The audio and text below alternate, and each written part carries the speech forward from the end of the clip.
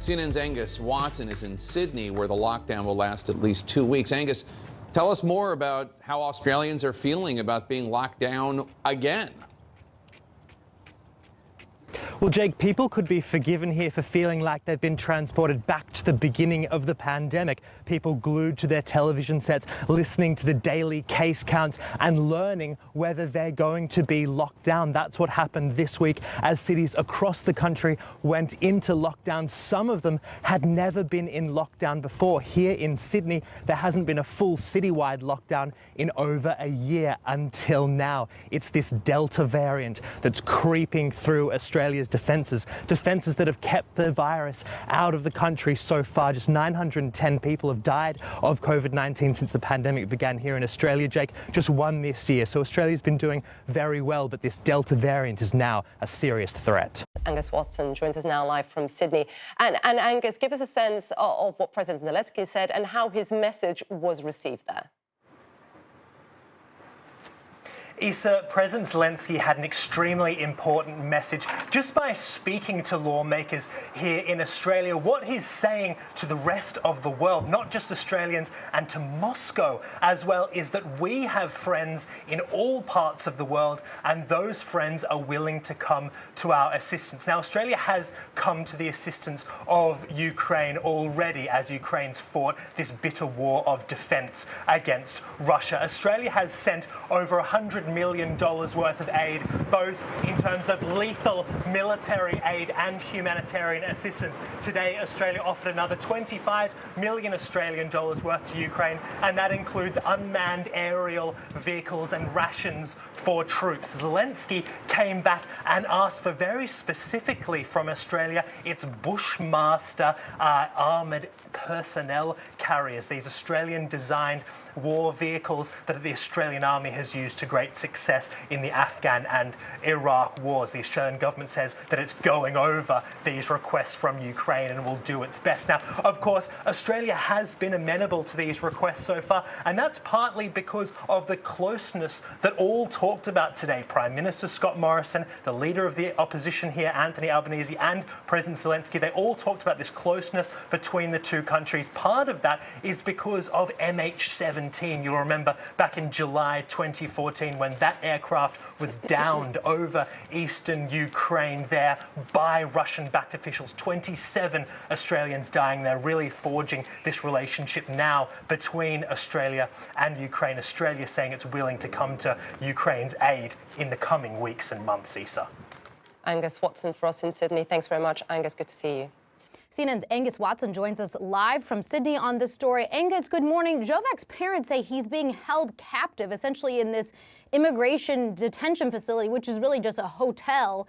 But Australians say he can leave anytime he wants. That's right, Laura. Novak Djokovic has options. First of all, as you said, he could have just gotten himself vaccinated if he wanted to compete in the Australian Open Grand Slam like everybody else. That was his first option. Secondly, if he wants to leave Australian immigration detention, he can. He can get on the next flight out. The government said that it will facilitate him doing that. But Novak Djokovic wants to stay. He wants to obviously give himself a chance of competing in the Australian Open. And I think he wants to prove a point. He's made lots of statements in the past in support of that kind of anti-vax sentiment.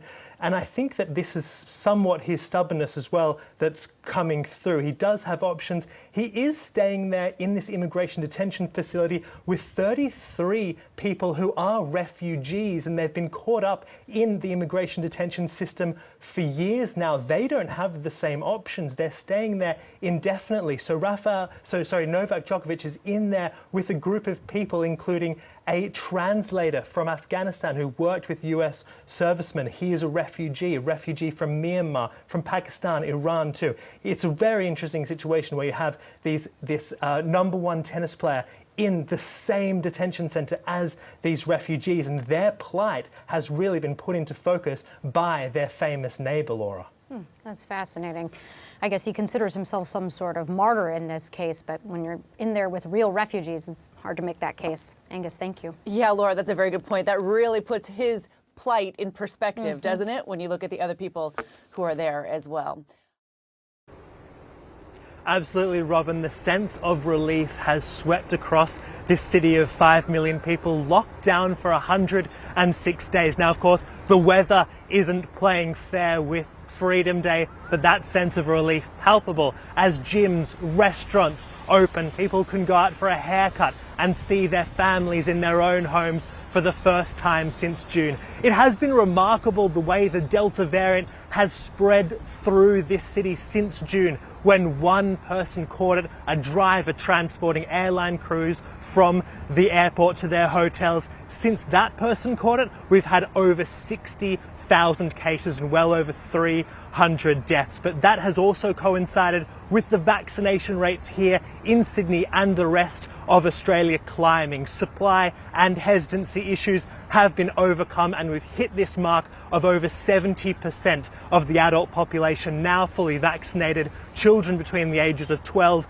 and 15 are quickly catching up as well, meaning that people are feeling much safer about getting on with their lives and living in this COVID normal society, living with the virus as it's been termed. But Sydney really is an outlier for the rest of the country in that way. It's the only place now that is open and has COVID-19 cases. There's this real divide here in Australia between New South Wales, the Australian Capital Territory, and Victoria, all which have COVID-19, and the rest of the states which don't. They've closed their borders to one another. Sydney now hoping to show the way of how to live with the virus with that high vaccination rate, Robin. A spirit etched into stone, enduring here for thousands of years. Imprints of the world's oldest living culture. But many Indigenous Australians keep to a rule: never reveal the location of a sacred site. Share them and they could be destroyed. It's all right to say, oh, that mountain, how significant is that?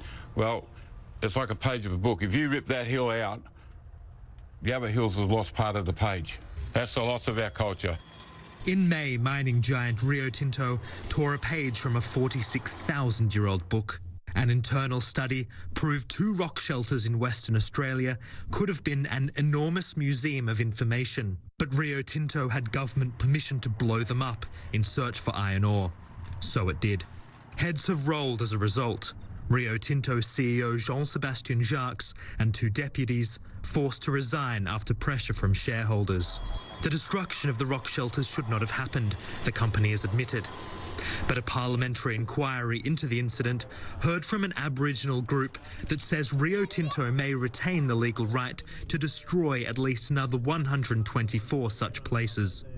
The caves that Rio Tinto destroyed earlier this year were just one among countless Indigenous sacred sites across Australia. Here in northern New South Wales, people from the Gomeroi Nation are fighting to save their heritage from a proposed coal mine to be operated by a Chinese company.